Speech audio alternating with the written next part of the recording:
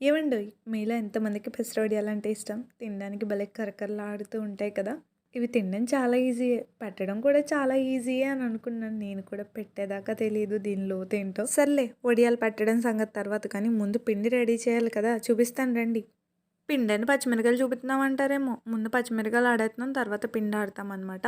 1 KG పెసరపప్పుకి 110 grams తీసుకున్నాం పచ్చిమిర్చి. చిన్న అల్లం ముక్క, కొద్దిగా ఉప్పు, జీలకర్ర వేసి మెత్తగా పేస్ట్ పట్టేయాలి. మెత్తగా పట్టాలన్నాను కదా అని వాటర్ ఏసేత్తారేమో ఏయకండి. వడియాలు నిల్వ ఉండాలి కదా! ఈ పెసరపప్పు అయితే మేము 3 అవర్స్ ముందు నానబెట్టుకున్నాము. 3 ఏంటి 4 అవర్స్ ముందు నానబెట్టాము. తర్వాత కడిగి శుభ్రంగా గాలిచ్చి వాడిన తర్వాత మాత్రమే గ్రైండర్‌లో వేసుకోవాలనమాట. రోట్లో కూడా రుబ్బుకోవచ్చు మీకు ఓపికుంటే. మాకంత ఓపిక లేక గ్రైండర్‌లోనే ఏసేసాము. ఈ పెసరొడియాలకి పిండి చాలా మెత్తగా రుబ్బుకోవాలి. ఎక్కడ ఇంత పలుకు కూడా ఉండకూడదు. కొంచెం ఎక్కువ టైమే పడుతుంది పిండి రుబ్బడానికి. పిండి తీసేసిన తర్వాత దాంట్లో ఇందాక రుబ్బి పెట్టుకున్నాం కదా! పచ్చిమిర్చి పేస్ట్ వేసి చాలా లైట్‌గా సాల్ట్ వేస్తున్నాను. ఎందుకంటే ఇందాక వేసాను కదా పచ్చిమిర్చి పేస్ట్‌లో.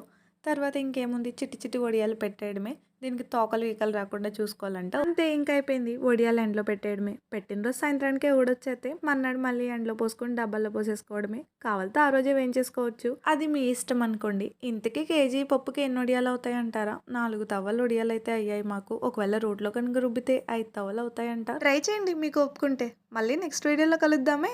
బాయ్.